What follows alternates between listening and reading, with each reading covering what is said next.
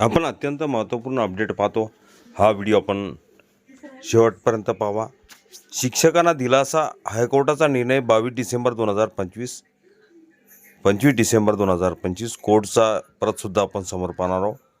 नमस्कार मित्रांनो, चॅनलमध्ये आपले सहर्ष स्वागत आहे। तत्पूर्वी आपण नवीन असाल चॅनलला आता सबस्क्राईब करा, समोरील बेल आयकॉनला क्लिक करा।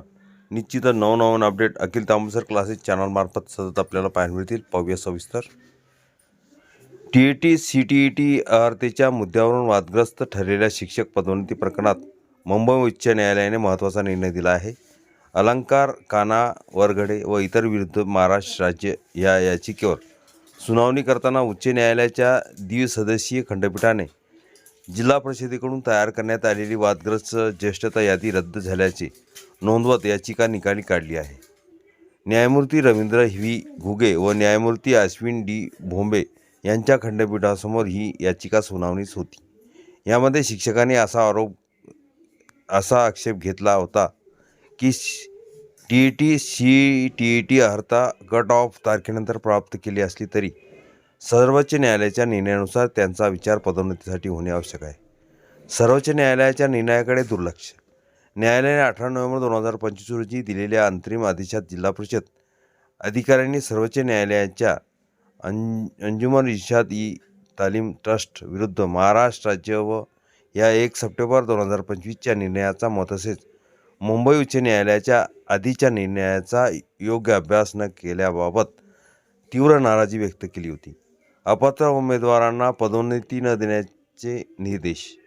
न्यायालयाने अंतरिम दिलासा देताना स्पष्ट आदेश दिला होता की CTET किंवा पदवीसह B.Ed अर्हता नसलेल्या उमेदवारांना पदोन्नती देऊ नये। तसेच 2018 किंवा 2019च्या TET परीक्षा गैरव्यवहारात सहभागी नसलेल्या पात्र शिक्षकांचा पदोन्नतीसाठी विचार करावा। जिल्हा परिषदेचा माघार निर्णय 22 डिसेंबर 2025 रोजी झालेल्या अंतिम सुनावणी दरम्यान जिल्हा परिषदेच्या वतीने न्यायालयात सांगण्यात आले की वादग्रस्त ज्येष्ठता यादी रद्द करण्यात आली असून संबंधित पत्रव्यवहार मागे घेण्यात आला आहे। सर्वोच्च न्यायालयाच्या निर्णयानुसार सर्व समान स्थितीतील शिक्षकांचा विचार करून नवीन ज्येष्ठता यादी तयार करण्यात येणार आहे। समान परिस्थितीतील शिक्षकांनाही लाभ। या निर्णयामुळे केवळ याचिकाकर्तेच नव्हे तर न्यायालयात न आलेल्या इतर समान परिस्थितीतील शिक्षकांनाही दिलासा मिळणार आहे। जिल्हा परिषद आता सर्व पात्र शिक्षकांच्या अर्हतेचा विचार करून नव्याने ज्येष्ठता यादी तयार करणार असल्याने पदोन्नती प्रक्रियेला गती मिळणार आहे। याचिका निकाली। जिल्हा परिषदेकडून सकारात्मक भूमिका घेतल्यामुळे न्यायालयाने याचिका निकाली काढली। हा निर्णय राज्यभरातील शिक्षक पदोन्नती प्रक्रियेसाठी महत्त्वाचा ठरणार असून CTET अर्हतेच्या मुद्द्यावर स्पष्टता आणणारा आहे असे शिक्षण क्षेत्रातील तज्ज्ञांचे मत आहे। कोर्टाची प्रत पाहूया। कोर्टाची प्रत हा व्हिडिओ उपयोगी वाटल्यास लाईक, शेअर आणि अखिल तांबूसर क्लासेस चॅनलला सबस्क्राईब करा। 22 डिसेंबर 2025चा महत्त्वपूर्ण निर्णय।